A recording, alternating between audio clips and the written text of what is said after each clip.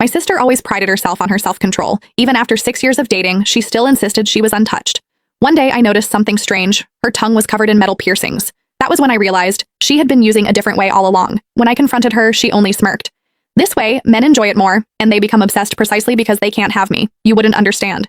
However, looking at the damage already spreading through her mouth, I could not stay silent. I told her the risks, disease, even cancer, and that men obsessed with that kind of purity weren't good people to begin with. She did not listen. That very night, she gave herself to a powerful heir. Later, when the woman he truly loved returned, he discarded her without hesitation. She laughed it off, calling him a scumbag. However, on my birthday, she hid a knife inside a cake and slammed it into my face. As the blade pierced through me, she burst into laughter. If you hadn't pushed me to give it away, why would he stop valuing me? Why would he leave me? This is all your fault. You deserve to die. When I opened my eyes again, I was back to the day I first saw the piercings on her tongue. Penny, what century are you living in? Why are you still so old-fashioned? I jolted awake. My older sister Nina Sterling was leaning over me with her tongue sticking out, wagging it back and forth in front of my face. The whole length of it was studded.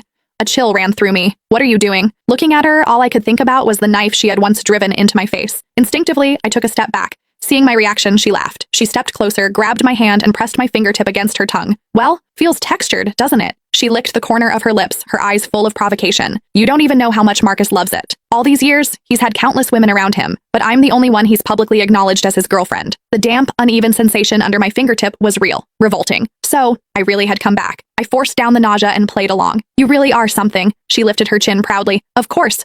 Otherwise, why would the Mercer family specifically ask for me in the marriage arrangement? I nodded. The Mercer family is well known in high society. Once you marry into them, don't forget about me. She let out a short laugh and tapped my shoulder. It's not like I didn't try to refuse the match, but what can I do? Marcus Mercer just can't get enough of me. You can be the real Sterling daughter all you want. What's yours still ended up in my hands. I smiled. The reason she was so confident was simple. A year ago, I had been found and brought back to the Sterling family their real daughter. As for her, she was only the foster child my family had taken in after I went missing. A year ago, when the Mercers came to propose the marriage, the one they originally wanted was me. Mr. Mercer admitted I was not as polished as Nina, but at least I carried the Sterling family's blood. I looked at Marcus. He was handsome. He did not object.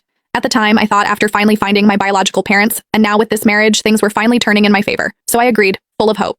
What I did not expect was that after dinner, sounds would come from Nina's room, loud enough for almost the entire house to hear. She was not my father's biological daughter, but he had always doted on her. Thinking something was wrong, he forced the door open and saw her, clothes disheveled, draped across Marcus.